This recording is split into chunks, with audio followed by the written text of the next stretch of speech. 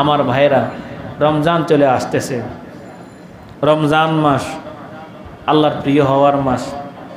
আল্লাহ এই উম্মতকে অনেকগুলো নিয়ামত দিয়েছে যেটা অন্য কোনো উম্মতকে দেন নাই। আল্লাহ এই উম্মতকে শ্রেষ্ঠ উম্মত বানিয়েছেন। আল্লাহ এই উম্মতকে শ্রেষ্ঠ দিন দান করেছেন, সেটা জুমার দিন। অন্য কোনো উম্মতকে দেওয়া হয় নাই। আল্লাহ এই উম্মতকে শ্রেষ্ঠ কিতাব দিয়েছেন, সেটা কি? কোরআন।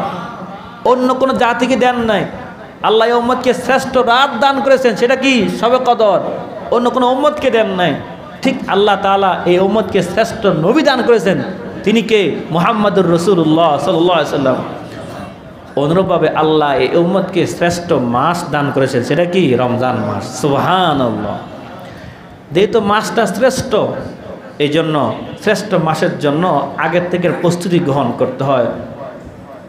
ব্যবসায়ী মানুষ যখন ব্যবসা করে, মৌসুম আসার আগে তার প্রস্তুতি যত ভালো হবে তত তার ব্যবসা বাণিজ্য ভালো হবে। আমরা এই রমজান আসতেছে, আমরা পরকালে ব্যবসা করব। বলেন কী ব্যবসা করব? পরকালে ব্যবসা করব। আমাদের প্রস্তুতি যত বেশি হবে, ইনশাআল্লাহ আমরা রমজান তত বেশি আমল করতে পারবো, তাকওয়া অর্জন করতে পারবো। আল্লাহ আমাদের তৌফিক দান করুন। এই জন্য রমজানের আগে কয়েকটা কাজ আমরা একটু শুনে রাখি, ইনশাআল্লাহ এরপর আমি শেষ করে দিব। রমজানের জন্য, রমজানের আগেই রমজানের প্রস্তুতি হিসাবে আমাদের 1 নম্বর করণীয়, আমি জুমার বয়ানও বলেছিলাম যে আগে তওবা করে নেওয়া। গত 1 বছরে আমার দ্বারা কত গুনাহ হয়েছে, গুনাহ থেকে তওবা করে নেওয়া। প্রশ্ন আসতো, হুজুর রমজান আগে আমি তওবা করবো কেন? ভাই, গুনার অনেকগুলো শাস্তি আছে। পরকালে তো শাস্তি হয়, দুনিয়াতেও শাস্তি হয়। দুনিয়াতে গুনার নগদ একটা শাস্তি হলো কি? আল্লাহ তাআলা আমাকে আপনাকে নেক কাজ থেকে বঞ্চিত করে রাখেন। নাউযুবিল্লাহি মিন যালিক। আমি যে 1 বছর যে গুনাহগুলো করলাম, যদি তওবা না করি, হতে পারে এই গুনার কারণে আল্লাহ আমাকে রমজানের যে ভালো কাজ থেকে বঞ্চিত করে রাখতে পারেন। নাউযুবিল্লাহি মিন যালিক। এই জন্য তওবা করবো তো ইনশাআল্লাহ, নিজেও করব, মা বোনদেরকেও বলবো, বলেন ইনশাআল্লাহ তাআলা। দ্বিতীয়ত, রমজানের প্রস্তুতি হিসাবে রমজানের আগেই এ সমস্ত কাজগুলো রমজানের আগে করা সম্ভব, আমরা এগুলো এখন গুছিয়ে নিব। কেনাকাটা, মার্কেট করা, যাই বলেন, ব্যবসার কাজ, যেগুলো এখন করে নেওয়া সম্ভব, রমজান না করলেও হবে, সব কাজগুলো এখন আমরা গুছিয়ে নেব। ভাই, পুরো 1 বছর তো ব্যবসা করার সুযোগ হয়, 1টা মাস আমরা আল্লাহর জন্য চেষ্টা করি, 11 মাস ভালো করে করি, অন্তত 1টা মাস একটু আল্লাহর জন্য আমরা চেষ্টা করতে পারি কি পারি না? আল্লাহ আমাদের তৌফিক দান করুন। এই জন্য রমজান মাসে যতগুলো কাজ, যে কাজগুলো আগে সেরে নেওয়া সম্ভব, সব ধরনের কাজগুলো আমরা রমজান আগে করে ফেলবো ইনশাআল্লাহ। বলেন ইনশাআল্লাহ। আল্লাহ তৌফিক দান করুন। আর একটা কাজ, রমজানের আগে আমরা অনেকে জানি না, রোজার মাসলাগুলো জানি না, তারাবি ঠিকমতো পড়তে পারি না, সাহারি ইফতারের দোয়াটা অনেকে জানি না, অন্যান্য যে সমস্ত দোয়াগুলো আছে আমরা হয়তো অনেকে জানি না। রোজা রাখি কিন্তু রোজা ভেঙে যায় কোন কারণে অনেকে হয়তো জানি না, কোন কারণে মাকরু হয় অনেকে হয়তো জানি না। ভাই, রমজান আসার আগে মাসলাগুলো আমরা একটু শেখার চেষ্টা করব। শিখার তো কোনো লজ্জা না। রোজা রাখা যেমন ফরজ, এর মাসলাগুলো মোটামুটি জানাও জরুরি জিনিস। হয়তো আপনারা জানবেন, আমল করবেন কিভাবে, অন্তত কোনো গ্রহণযোগ্য বইয়ের মাধ্যমে অথবা কোনো হক্কানি আলেমের কাছে গিয়ে গিয়ে জানবেন, মাসলাগুলো জানবেন, মাসলাগুলো শিখবেন। রোজা ভাঙার কারণগুলো কি কি, ইফতারের দোয়াটা কি, এবং তারাবির নামাজটা কীভাবে পড়তে হয়, এগুলো শিখে নেবেন। করবো তো ইনশাআল্লাহ। আল্লাহ আমাদের তৌফিক দান করুন। আরেকটা বিষয়, রমজানের কাজগুলো এখন থেকে সাজায় নেবেন যে আমি রমজানে কি করব। সকাল সাহারি থেকে নিয়ে ঘুম পর্যন্ত কখন আমার গোসল হবে, কখন আমার তেলাওয়াত হবে, কখন আমার অন্যান্য কাজগুলো হবে, কখন ব্যবসার কাজগুলো হবে, কখন পরিবারকে সময় দিব, একটা পুরা তালিকা তৈরি করবেন। এখন থেকে করে নেন, যেন রমজানে যেন 30 দিন যেন আমার কোনো দিন যেন সময়টা নষ্ট না হয়। এখন তো তালিকা করতে হবে, করবেন তো ইনশাআল্লাহ। আল্লাহ আমাদের তৌফিক দান করুন।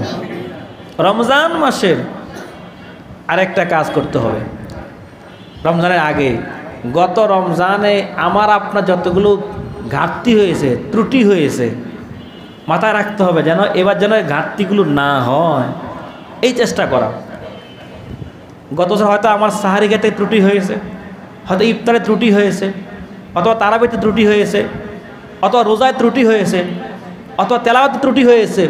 এবার নিয়ত করব ইনশাআল্লাহ এই রমজানে আমার এই ত্রুটিগুলো হতে দেওয়া হবে না ইনশাআল্লাহ। বলেন ইনশাআল্লাহ। রমজানের প্রস্তুতি হিসাবে আর একটা কাজ আমরা করতে পারি, আল্লাহর হক বান্দার হকগুলো আদায় করে দেওয়া। রমজানের আগেই মানুষ আপনাদের যে হকগুলো পাবে, যদি সম্ভব হয় পাওনাগুলো দিয়ে দেওয়া, আপনারা কে কষ্ট পেয়েছে তাতে ক্ষমা চেয়ে নেওয়া, এগুলো করে ফেলা। আর আল্লাহর হকগুলো আদায় করে নেওয়া, যেমন আমার নামাজ অনেক বাকি আছে, এগুলো কাজা করে নেন। অথবা গত রমজানের কিছু রোজা কাজা আছে, এগুলো দ্রুত এখনও সময় আছে, উঠে আনেন। অথবা আমার জিম্মায় জাকাত বাকি ছিল, জাকাতটা আমরা দিয়ে দেই। অথবা আমার জিম্মায় অন্যান্য কিছু আমল বাকি রয়ে গেছে, যেগুলো আদায় করা জরুরি, আমরা এগুলো দ্রুত আদায় করে নেই। মোট কথা নিজেকে একদম ফ্রেশ বানিয়ে, পবিত্র বানিয়ে রমজানটা শুরু করার চেষ্টা করা। আল্লাহ আমাদের তৌফিক দান করুন। এবং সবাই সংকল্প করা, এবারে রমজানের রহমত, মাগফিরাত, নাজাত লাভ করেই ছাড়বো ইনশাআল্লাহ। বলেন ইনশাআল্লাহ। যদি আমরা নিয়ত করতে পারি, আল্লাহ আমাদেরকে সাহায্য করবেন তো ইনশাআল্লাহ। তো রহমত, মাগফিরাত, নাজাত লাভ করবো ইনশাআল্লাহ। রমজান মাস তেলাওয়াতের মাস, কোরআনের মাস। যারা এখনো কোরআন শিখতে পারেন নাই, এখন তো শেখা শুরু করে দেন। অথবা শিখেছেন কিন্তু শুদ্ধ হয় নাই, এখন থেকে শুদ্ধ তেলাওয়াত করার নিয়ত শুরু করে দেন। এবং যারা কোরআন তেলাওয়াত পারেন কিন্তু কোনো সূরা মুখস্থ নাই, দুই একটা সূরা মুখস্থ আছে, এদেরকে আমি বলবো এখন থেকে কোরআনের কিছু সূরা মুখস্থ করতে শুরু করে দেন। আর একটা বিষয়, রমজান চলে আসছে, রমজানের আগে অবশ্যই আমরা অন্যান্য যে কাজগুলো আছে, সাক্ষাৎ, খেলাধুলা, অন্যান্য যে বিষয়গুলো আছে, এগুলো আমরা এগুলো সব কমাইয়ে দেব। রমজানের আগে আমরা চাঁদ দেখার নিয়ত করব। বর্তমান সময়ে আমরা অনেকে চাঁদ খুঁজি টিভিতে, মোবাইলে, না, চাঁদ দেখা ক্ষেত্রে চাঁদ থেকে দূরে বেশি খেয়াল করবেন। একটা আসমানে চাঁদ খোঁজা, আর দেখার পরে চাঁদ দেখার দোয়া পড়া, দেখবেন তো ইনশাআল্লাহ। চাঁদ খুঁজবেন কোন জায়গায়? টিভিতে না আসমানে? আসমানে, এটা সুন্নত। হ্যাঁ, মোবাইলে আপনার সুরজনক পরে দেখেন, কিন্তু আপনাকে আগে খোঁজ করতে হবে কোন জায়গায়? আসমানে, এটা সুন্নত। নিজেও দেখবেন, নিজের ছেলে মেয়েকে নিয়ে দেখাবেন, চলো ছাদে উঠি বা আসো একটু আমরা চাঁদ দেখি, এটা রাসূলের সুন্নত। আল্লাহ আমাদেরকে আমল করার তৌফিক দান করুন। কয়েকটি বিষয় বললাম। আর রমজানের মধ্যে দুইটা বিষয় মাথা রাখবেন। এক, যে রমজানে আমরা কোনো গুনাহ করব না ইনশাআল্লাহ। বলেন ইনশাআল্লাহ। ভাই, খাওয়া হালাল না হারাম? হালাল না হারাম? হালাল। কিন্তু রমজান মাসের দিনের বেলায় আল্লাহ, যে খাবারটা হালাল ছিল সেটাই খাওয়া যায় না, তো যেটা আগের থেকে হারাম সেটা করা যাবে কিভাবে বলেন? আল্লাহ, চিন্তা করেছেন বিষয়টা? রমজানের মাসে দিনের বেলায় খাওয়া দাওয়া, এমনি খাওয়া দাওয়া আল্লাহ হারাম করে দিয়েছেন, খাওয়া দাওয়া করা যাবে না। তাহলে যে জিনিসটা আগের থেকেই হারাম সেটা তো আরও আগে ধরা যাবে না, করা যাবে না। এই জন্য রমজান মাসে আমরা কোনো গুনাহ করব না ইনশাআল্লাহ। আমরা নিয়ত করি, আল্লাহর কাছে দোয়া করি, কি ভাই পারবো তো ইনশাআল্লাহ, যে কোনো গুনাহ করব না ইনশাআল্লাহ। বলেন ইনশাআল্লাহ। দ্বিতীয়, রোজা রাখবো, সাহারি হালাল রিজিক দিয়ে সাহারি খাবো, ইফতার করব হালাল কামাই দিয়ে ইফতার করবো। বলেন ইনশাআল্লাহ। আপনার লবণ ভাত দিয়ে খান, এক গ্লাস পানি আর একটা খেজুর খান, যেন হালাল হয়, হারাম যেন না হয়। সারাদিন কষ্ট করলেন আর হারাম দিয়ে ইফতার করলেন, সব শেষ হয়ে গেল। সারাদিন কষ্ট করবার পরে হারাম দিয়ে সাহারি খাইলেন, শেষ হয়ে গেল। এই জন্য আমি আপনাদেরকে অনুরোধ করবো, ভাই, অন্তত রমজান মাস সবসময় জরুরি আমাদের জন্য। রমজান মাসে খেয়াল রাখতে হবে যে আমাকে হালাল খেতে হবে, সাহারি হালাল খানা হইতে হবে, ইফতার হালাল খানা হইতে হবে। বলেন ইনশাআল্লাহ। আর রমজান মাসে বেশি বেশি দোয়া করবেন ইনশাআল্লাহ, কারণ দোয়া কবুলের মাস রমজান মাস, সারাদিন দোয়া কবুল হয়। খুব দোয়া করবেন, হাত তোলা জরুরি না, হাঁটতে হাঁটতে দোয়া করবেন, কাজ করতেছেন দোয়া করবেন, অফিসে আছেন দোয়া করবেন, দোকান আছেন দোয়া করবেন, গাড়িতে আছেন দোয়া করবেন, কারণ দোয়া কবুলের মাস রমজান মাস। আল্লাহু আকবার। আল্লাহ রাব্বুল আলামিন আমাদের প্রত্যেককে, সামনে রমজান আসতেছে, আল্লাহ আমাদের প্রত্যেককে প্রতিটা রোজার হক আদায় করার তৌফিক দান করুন।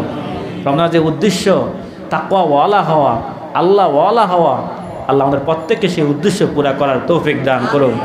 ভাই বলা যায় না, হতে পারে আমার জন্য আপনার জন্য এই রমজানটাই শেষ রমজান হতে পারে কি পারে না, সামনে বাঁচবো কোনো গ্যারান্টি আছে?